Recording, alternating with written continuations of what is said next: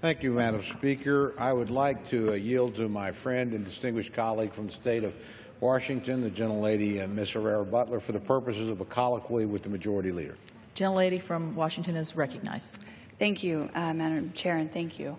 For over 100 years, the federal government has made a promise to our rural schools and counties to actively manage our forests.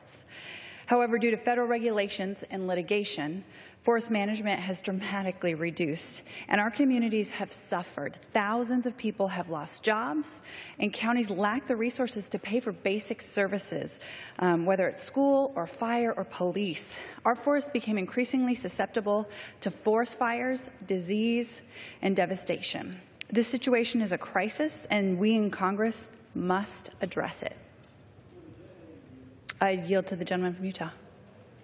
As my colleague from Washington has so ably noted, school districts in areas with large tracts of land are part of the National Forest System have relied in the past on timber harvesting receipts, shared with local governments as an important source of revenues to support their school systems. This is a problem that was created by activists here in Washington, D.C. But when federal policies dramatically reduced logging receipts from our national forest, those schools were hit very hard. That's why we created the Secure Rural Schools program. This is real. It affects real people. It affects real families. It has affected many people in my own state.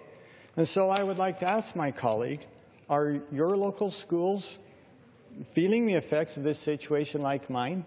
Oh, yes. I've heard from many of my local districts already, and layoff notices are being prepared because of the uncertainty in the status of the funding of secure rural schools. Congress must make getting this legislation through both houses and signed into law by the President a priority in the next year. So I'd actually like to ask the gentleman from California, the Majority Leader, if he can give me any assurances that extending the Secure Rural Schools program will be one of his priorities early in the next Congress. And I yield to the Leader. Well, I thank my colleagues for yielding, and I share their concern on this important matter. I want to assure my colleagues that enacting an extension to the Secure Rural Schools program is going to be an early priority for next year. As the gentlelady knows, in September of last year, the House passed H.R. 1526, the Restoring Healthy Forest for Healthy Community Acts, which would have allowed us to better manage our federal forests for the benefit of our rural schools and counties.